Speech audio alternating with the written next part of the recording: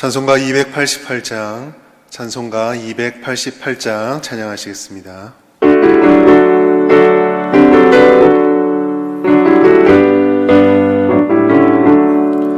예수를 나의 구주 삼고 성령과 피로써 거듭나니 이 세상에서 내 영혼이 하늘의 영광 누리도다. 이것이 나의 간증이요 이것이 나의 찬송일세. 나 사는 동안 끊임없이 구주를 찬송하리로다. 온전히 주께 맡긴 내 영 사랑의 음성을 듣는 중에 천사들 왕래하는 것과 하늘의 영광 보리로다. 이것이 나의 간증이요 이것이 나의 찬송일세. 나 사는 동안 끊임없이 구주를 찬송하리로다.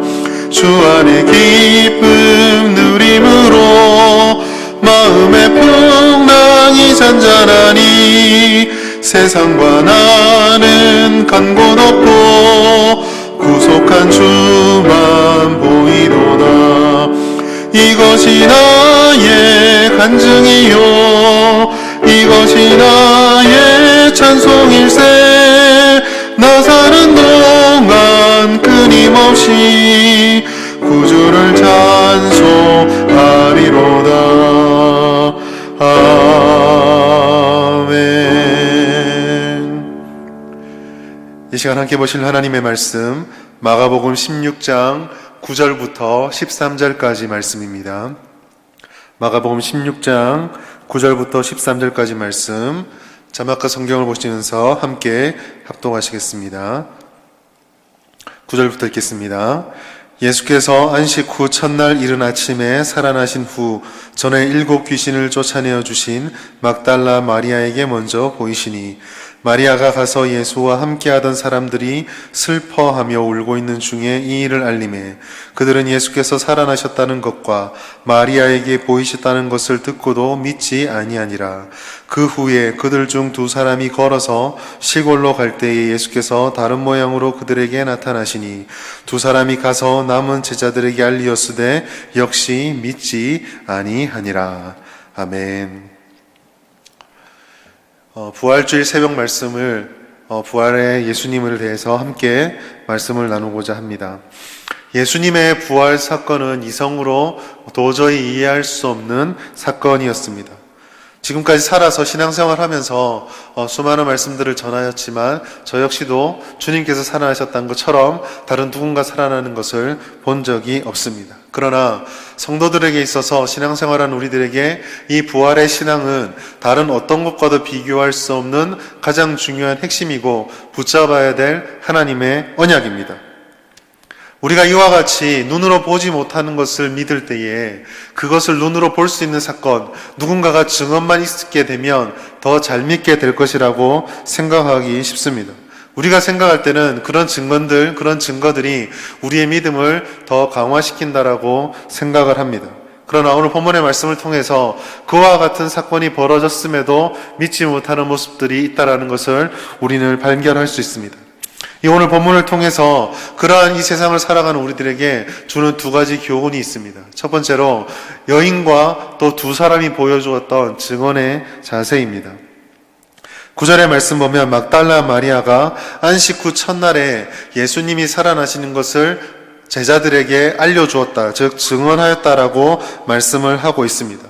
사실 예수님께서 사흘 만에 다시 살아나신다고 하셨던 이 말씀은 이미 예수님께서 제자들에게 해주었던 말씀이었습니다.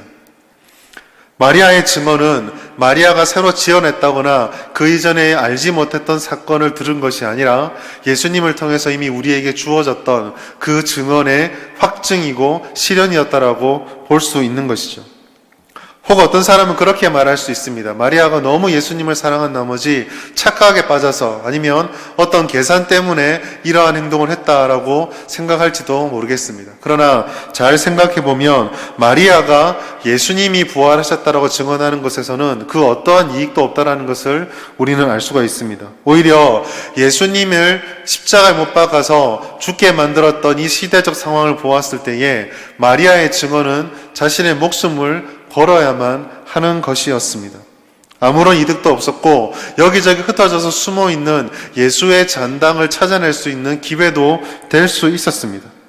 이와 같이 이득도 없고 아무런 좋은 일도 없을 것만 같은 상황 속에서 마리아가 증언하였다는 것은 그가 확실한 한 가지 사실, 즉 예수님이 살아났다는 것을 정말로 보았다는 것을 반증하고 있습니다. 오늘 말씀에 나타나지 않지만 이 마리아의 증언은 마리아만의 증언으로 끝나지 않았습니다. 누가복음 24장 12절에 보면 마리아의 말을 듣고 베드로가 뛰어올라가 그 무덤이 비었다라는 것을 확인하였다라고 증언해 주고 있습니다. 오늘 이 본문의 말씀은 우리들에게 중요한 한 가지 요청을 하고 있습니다. 예수님의 부활을 믿지 않고 상식과 이성으로 설명되지 않는 것들을 거부하는 이 시대 속에서 증인들이 어떠한 자세로 무엇을 붙잡아야 될지를 정확하게 말씀해주고 있다는 것입니다. 증인은 세상 사람들의 반응과 세상 사람들의 선호도에 따라서 말을 하는 사람들이 아닙니다.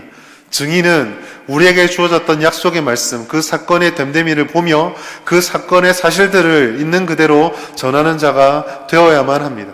전도하기 힘든 시대, 교회를 향한 세상 사람들의 반감이 큰 시대를 살아가며 신앙을 표현하는 것이 주저하게 되는 그런 시대를 우리는 살아갑니다. 그러나 우리는 마리아처럼 하나님이 우리에게 주셨던 그 증언들을 가감없이 망설임 없이 우리의 삶과 우리의 입술로 증거해야만 합니다.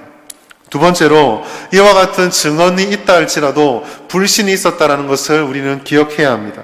11절과 13절의 말씀에 보면 마리아의 증언과 두 사람의 증언을 듣고서도 불신하는 제자들이 나타나고 있습니다.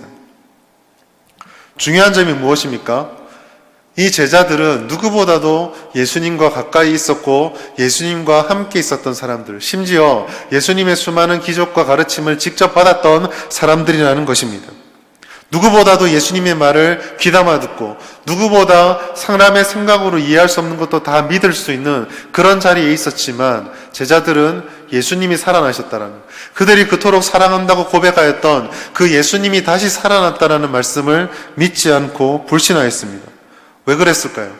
그것은 이 제자들이 사랑한다라는 말보다 그들이 처해 있는 상황과 인간적인 판단들이 더 중요했고 앞지르고 있었기 때문입니다. 본인의 입장들, 쫓아왔던 예수님이 사라지고 이제 어떻게 해야 될지 막막한 그 상황이 예수님의 말씀과 예수님의 약속보다 더 앞섰기 때문입니다. 우린 여기서 신앙이 무엇인지를 다시 한번 생각해 보게 됩니다. 부활절을 매년 맞이하면서 우리들에게 있어서 부활절은 어쩌면 매해가 되면 지켜야 되는 절기로 끝나고 있을지도 모르겠습니다. 그러나 부활절은 우리가 예수 그리스도를 온전한 주인으로 믿는다라는 신앙의 참 본질을 고백하는 것이요, 우리 눈으로 보지 못했던 것들을 믿는다라고 고백하는 믿음의 고백이 강화되어야 하는 절기입니다. 즉 신앙이라고 하는 것은 예수님이 옳고 우리 자신은 오직 예수님만 의지한다라는 것을 다시 한번 표현하고 붙잡아야 한다라는 것이죠. 이것은 삶의 모든 영역에서 동일하게 일어나야만 하는 것입니다. 예배를 드릴 때만, 기도할 때만, 교회 생활할 때만 신앙이 필요한 것이 아니라 우리 모든 그리스도인들이 어디에 있든지 주님을 드러내고 주님의 약속의 말씀을 믿으며 세상의 판단과 가치들을 거스르고 결단하는 것이 나타나는 자리, 그것이 바로 신앙이다라고 하는 부분입니다. 제자들은 마리아의 고백을 듣고도, 그들이 그토록 간절히 바랬던 그 고백을 듣고도 믿지 않았습니다. 오늘 우리들은 어떻습니까? 믿음의 문제는 가장 흔하게 거론되고 있지만 가장 많이 또 가장 우리 자신들을 넘어뜨리는 그러한 요소가 되고 있지는 않습니까? 오늘 이 새벽에 우리가 이 부활주일 새벽에 이 약속의 말씀, 이 하나님의 말씀을 들으며 우리 자신들의 믿음을 돌아보았으면 좋겠습니다. 우리는 진정 예수님이 살아나셨다라는 것, 그리고 다시 온다라는 사실을 믿고 있습니까? 이 시간, 이 세대, 이 세상의 주인이 하나님이라는 사실을 온전히 믿으며 우리가 그의 약속을 받은 하나님의 자녀라는 사실을 믿고 있습니까? 그렇다면 이 부활의 신앙은 주님 다시 오십시오라는 갈망의 신앙을 넘어서서 오늘 이 시대에 우리를 구별해주는 우리의 정체성의 신앙이 되어야만 할 것입니다. 그렇게 결단하는 기도가 우리에게 필요합니다. 주님, 우리가 온전한 믿음을 가지고 오늘 이 시대를, 이 상황을, 이 세상을 세상과 다른 방식으로 신앙의 결단의 삶의 모습을 가지고 살아갈 수 있도록 하여 주시옵소서. 하나님의 은혜를 붙잡고 살아가며 우리가 정말 내일을 기대하며 부활의 약속의 날을 기대하며 오늘을 주님의 뜻대로 살아갈 수 있도록 능력과 은혜로 채워 주시옵소서. 우리를 지켜 주시옵소서. 그런 기도가 있어야 할 것입니다. 오늘 부활주일 새벽에 함께 기도하시며 이 하나님의 약속을 기억하고 오늘도 살아계시고 다시 오실 주님을 따라 구별된 능력을 소유하게 되는 우리 모든 성도님 될 수 있기를 주의 이름으로 축복합니다. 오늘 말씀을 생각하시면서 함께 기도하시겠습니다. 하나님, 부활신앙이 우리의 신앙, 부활신앙이 우리의 삶을 이끌어가는 그런 신앙의 근본이 되게 해달라 기도해 주시고, 교회를 위해서, 대구를 위해서, 나라와 민족을 위해서 주의 이름 부르고 합심하여 함께 기도하겠습니다. 주여, 주여, 주여. 하나님 아버지, 오늘도 우리 이 새벽에 이 말씀을 기억하게 해주시니 감사합니다. 하나님의 증언의 말씀 가운데 아버지, 우리가 바로는 천지를 지키랬단 말이오처럼, 그러나 아버지 하나님 또 이 말씀을 듣고 믿지 못한 제자들처럼 아버지 하나님 그런 우리 신앙 가운데 부족한 것들을 채워야 될 것들을 깨닫게 하여 주시고, 하나님 온전한 증언의 삶을 살아가며 부활신앙으로 구별된 삶을 살아갈 수 있는 우리 모든 성도님의 성도들이 될 수 있도록, 우리가 될 수 있도록 도와주시옵소서. 하나님 아버지, 교회를 위해 기도합니다. 하나님 아버지, 코로나19로 인하여서 하나님 아버지 시세를 살아오는 가운데 모든 성도들을 기억하여 주시고 안전을 지켜주시며 가정과 기업을 지켜주시며 하나님 모든 어려움을 극복할 수 있도록 은혜를 부어주시옵소서. 기도하는 교회가 되게 해주시고 살아계신 주님의 은혜를 그런 귀한 교회가 되게 해주시며 예배가 살아나고 하나님 은혜를 풍성히 나누는 그런 교회가 될 수 있도록 도와주시옵소서. 하나님의 대구 땅을 위해 기도합니다. 아버지, 대구 땅을 사로잡아둔 모든 코로나19의 공포함들이 사라지게 하여 주시고, 아버지 위해서 기도하고 아버지 하나님 위해서 노력하는 모든 공무원들과 국민들에게 지혜를 더하여 주시옵소서. 하나님 앞으로 가운데 대구 시민들의 평안함을 더하여 주시며 특별히 아버지 하나님 신천지와 같이 하나님을 기뻐하지 않은 이 나라 속에 있는 모든 영혼들이 주께로 돌아오는 역사를 허락하여 주시옵소서.